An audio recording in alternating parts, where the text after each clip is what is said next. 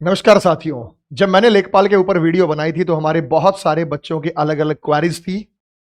ये वो प्रश्न थे जिनका उत्तर आप लोग चाहते थे, तो हमने इन पर 8 सवालों को लिखा यहां पे, और इन 8 सवालों के जवाब अब आप बहुत सारे बच्चे जो हैं वो सुनना चाहते हैं, तो उनके बारे में एक बार हम चर्चा करेंगे। पहला है, क्या सच में 15 गुना बुलाए जाएंगे? महिलाओं के लिए जाति प्रमाण पत्र कौन सा वैलिड होगा? आयु की गणना कब से की जाएगी? सेफ स्कोर क्या होगा? 2022 में कितने गुना बुलाए गए थे, इस बार कितने जाएंगे? कॉमन कट ऑफ का क्या रहने वाला है? ये जो आप फॉर्म भर रहे हैं इसकी शॉर्टलिस्टिंग कब तक हो जाएगी? और क्या 30 से 60 नंबर वालों को भी फॉर्म भरना चाहिए? तो इस वीडियो के अंत तक बने रहिए। लाडले बच्चों, ज्यादा समय मैं लूंगा नहीं, आप लोगों को मैं बता देना चाहता हूं कि ये जानकारी आप सभी को है कि भाई ये नोटिफिकेशन लेखपाल का आ गया है।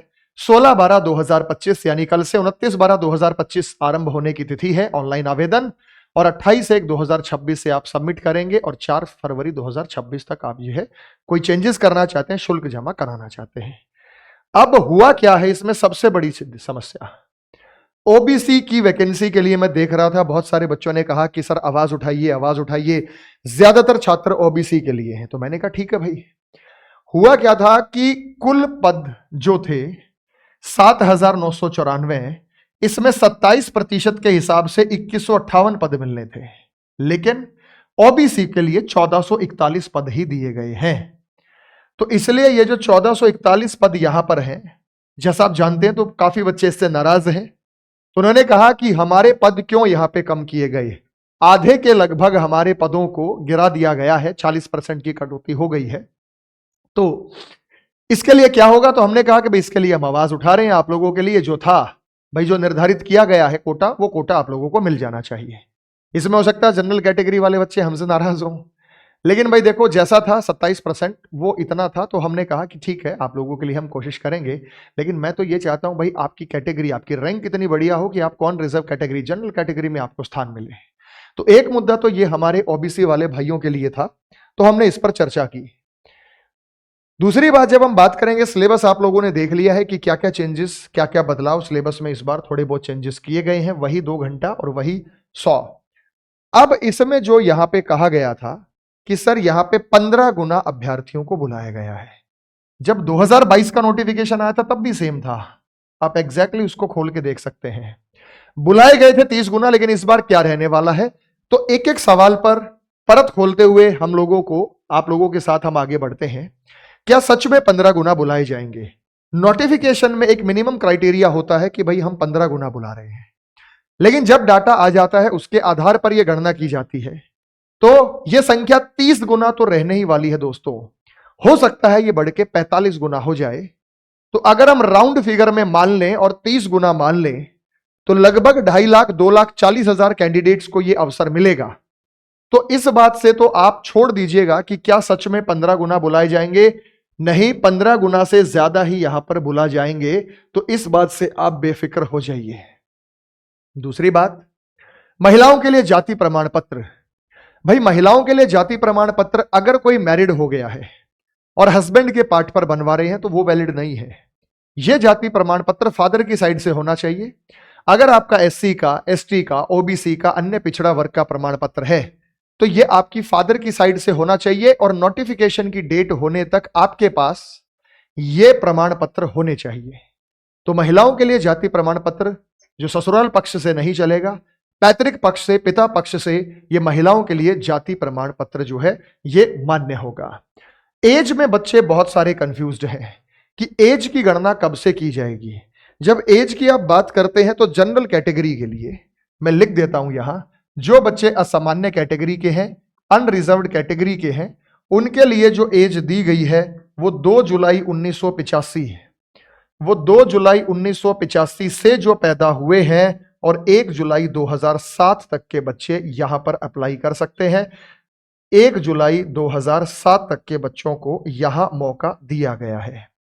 और जब हम बात करते हैं ओबीसी में, ओबीसी कैटेगरी में या एससी में बात करते हैं या एसटी कैटेगरी में बात करते हैं, तो सेम यही 2 जुलाई 1980 आयु में छूट दी गई है।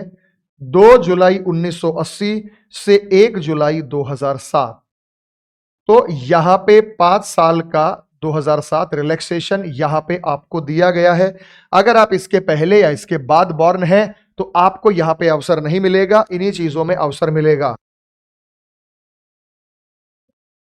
अब हम बात करते हैं क्या होगा सेफ स्कोर। बच्चों सेफ स्कोर के लिए मैंने आपको लिए पहले भी वीडियो बनाई थी।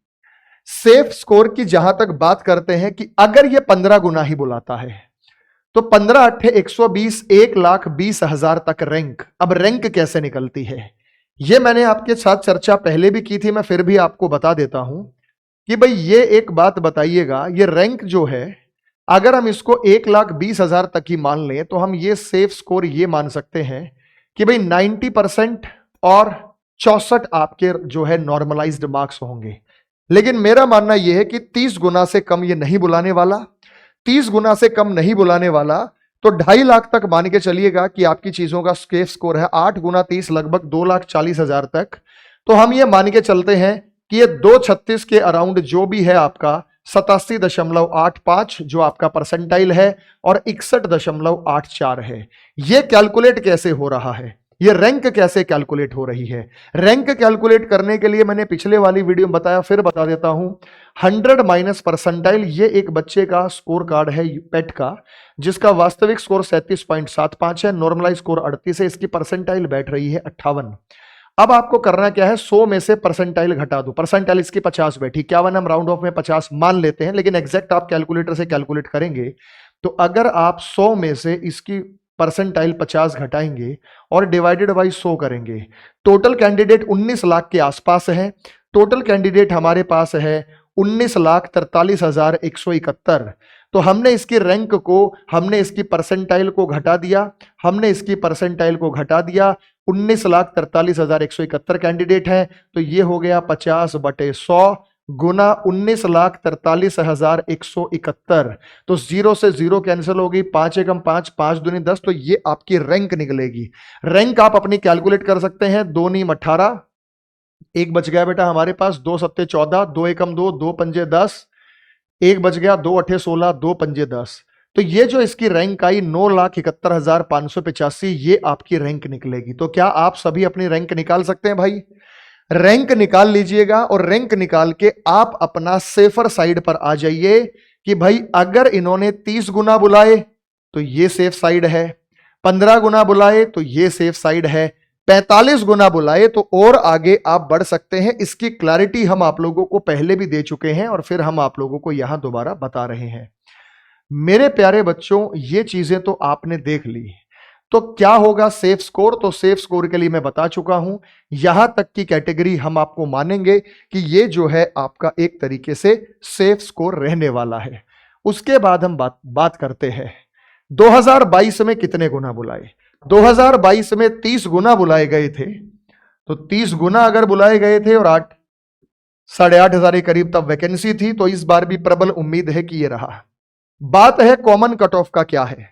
कॉमन कट ऑफ की जहां तक मैं बात करता हूं लाडले बच्चों, कॉमन कट ऑफ जैसे सीटेट होता है, 150 में से 90 नंबर मांगे जाते हैं। ये इन्होंने पंगा कर रखा है कि भाई ये आपका रैंक रहेगा, ये आपका परसेंटाइल रहेगा, ये आपका स्कोर, और पॉइंट की वजह से बहुत सारे बच्चों का सिलेक्शन रह जाता है। हम मांग ये करते हैं कि एक कॉमन कट ऑफ रखनी चाहिए कि भाई आप इसमें से 60% एक कॉमन कट ऑफ मान लो कि भाई ये जो पेपर है इसका 60% हमारी कॉमन कट ऑफ रहने वाली है, और कॉमन कट ऑफ से ऊपर सारे कैंडिडेट आगे फॉर्म भरेंगे, उसके बाद जो पेपर होगा उसके हिसाब से उनकी रैंक निर्धारित हो जाए। इसमें इसका रोल ही खत्म कर देना चाहिए। तो हम यही सिफारिश करेंगे कि कॉमन कट ऑफ हो, ताकि बच्चा एकदम संतुष्ट हो कि भाई मेरा पेट क्लियर है, मेरा पेट क्लियर है, उस पेट की योग्यता बना दे 3 साल के लिए, 2 साल के लिए या 5 साल के लिए। तो जब वो पेट क्लियर हो गया तो ये झंझट ही खत्म हो गया, बच्चों के सामने क्रिस्टल क्लियर पिक्चर हो जाता है। अब आप जैसे जानते हैं कि टीचिंग की भर्ती आती है, तो टीचिंग के लिए भाई 90 नंबर है, ठीक है जी, आप फॉर्म अप्लाई कर सकते हैं, फॉर्म अप्लाई करो, अपना पेपर दो, आप क्लियर हो गए, कोई पंगा नहीं। रैंक निकालनी है, सर मेरा पॉइंट से रह गया, कोई चक्कर ही नहीं है, तो होना चाहिए। कैंडिडेट्स की शॉर्ट लिस्टिंग कब तक हो जाएगी? दोस्तों आप ये बात बहुत अच्छे से जानते हैं कि भाई आवेदन शुल्क प्रारंभ होने की तिथि 29/12 है और अंतिम तिथि 28 है, 4 फरवरी। तो 1 से 1.5 महीने बाद आप मान के चलिएगा मार्च के आसपास, अप्रैल की शुरुआत में आप लोगों की यहां पर शॉर्ट लिस्टिंग हो जाएगी। तो उससे आप बेफिक्र रहिएगा। शॉर्ट लिस्टिंग, अब सबसे बड़ा सवाल, क्या 30 से 60 नंबर वालों को भी भरना चाहिए? भाई साहब शुल्क मात्र 25 रुपए का है, भरना चाहिए।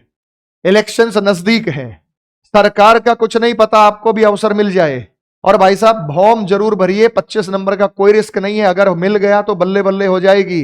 रिस्क जो लेता है, चांस जो लेता है, अवसर भगवान उसी को देता है। तो मेरे प्यारे बच्चों, जितने भी हमारे बच्चे हैं, उनको 30 से 60 नंबर में भी ये जरूर जरूर भरना चाहिए।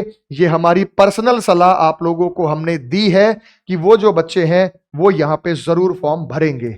तो मेरे भाई 60 नंबर वाले हों, 30 नंबर वाले हों, 40 वाले हों, अगर आपका रहा स्कोर ये है तो आप जरूर फॉर्म भरिएगा। अभी भी अगर आपको कोई क्वेरी मन में है तो आप नीचे कमेंट सेक्शन में जरूर बताइएगा, मैं उस पर डिटेल वीडियो आप लोगों के लिए जरूर लेकर आऊंगा।